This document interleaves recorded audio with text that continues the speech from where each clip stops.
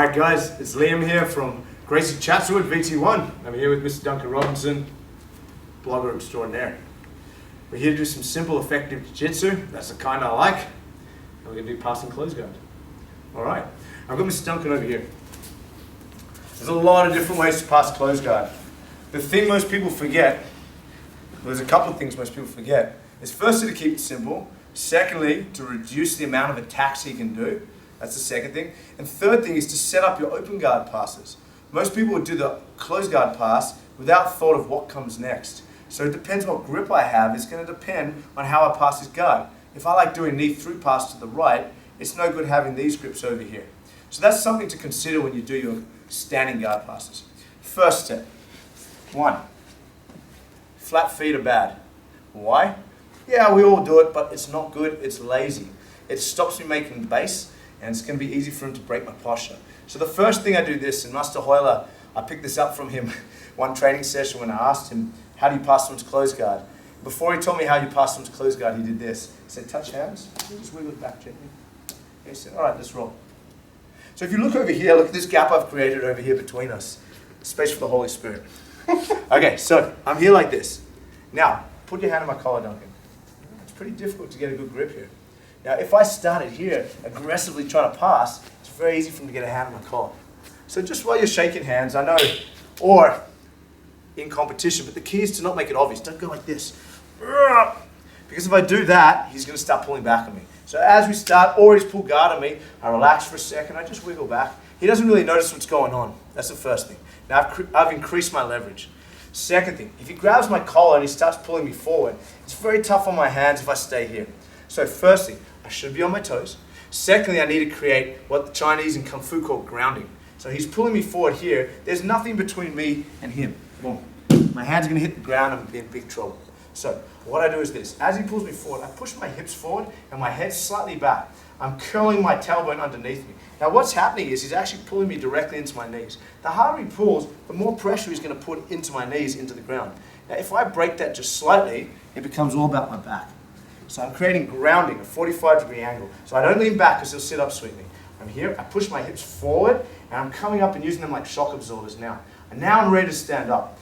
The other thing I've got to be careful of is I stand up without grips. So I stand up without grips, it's going to be very difficult. But let's assume, because we always assume in this club, that you're going to be against someone who's not going to give you a grip, because it's easy once you have a grip. So I'm going to stand up without a grip. So I'm here, I'm going to grab his collars, keep holding up to me, Duncan. Nice, I created my grounding, and I'm going to stand up. 1, I look up at the sky.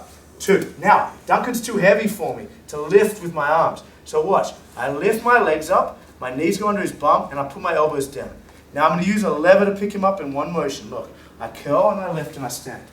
Easy position, okay? Nice. Now, one hand here, I'm going to be blocking him sitting up. The second hand, I'm going to switch sides, is going to be pushing down his leg. So this is a detail people often forget. They start pushing and pushing and pushing. It's very difficult. So watch, little detail. 1, inside of the leg. 2, grab. Don't just push down because it's going to be hard to pass. I push down and forward to make space for my knee and elbow here. Nice. Now, I keep the center here because if I let him get this knee in front of me, I'm in big trouble. I keep the center here. Now, there's lots of different passes from here, but the easiest here now is to put the knee to the ground, keep my belt on his belt, and crush. Now, little point. Let's turn around here. If I go like this with my foot, he's going to be able to close his guard and be difficult. Maybe he'll bring a knee in and make a frame, and now it's tough for me. So watch. I need to keep his base spread, so watch my left leg. It spreads his base here. Close your guard, Duncan. It's very difficult now. I'm keeping his shoulders flat, and now I'm going to windscreen wipe my legs. I'll windscreen wipe my legs. This stays attached while this one comes underneath, and then I take my leg out. Now I let him lock his guard on me. Now he thinks he has me in half guard, especially if his adrenaline's pumping, and I start setting up my chokes. I pass his jacket around, I start putting my hands in his gi, I start looking for my chokes. Now when I'm ready, I'm going to pass his guard, walk back towards the hips, and finish. So there's a lot of small details, but it's a very high percentage pass.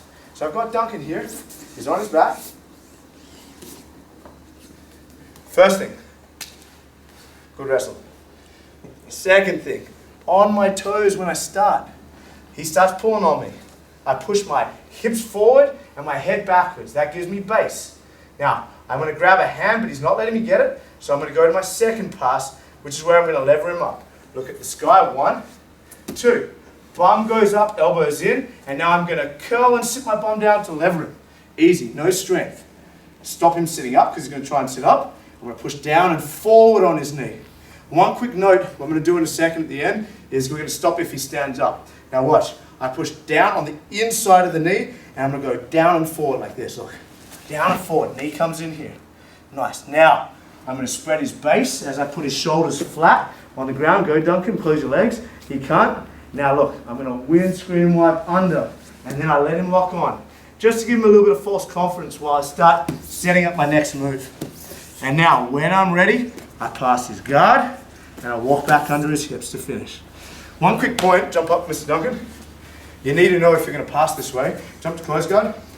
Often guys will sit up, and they'll try and stand. If I go like this, stand, now I'm going to restart after all that work. So I want to do this, watch.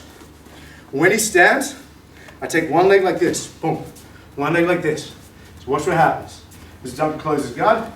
As he tries to stand up on me, I just do this. He ends up on the ground. Now I can't stay here. I push forward and back and in. I close his base off, and then I finish passing. Simple way to pass the close guard. Some little tips for you to make it more effective. If you've got questions, please write to us. We'll see you guys soon.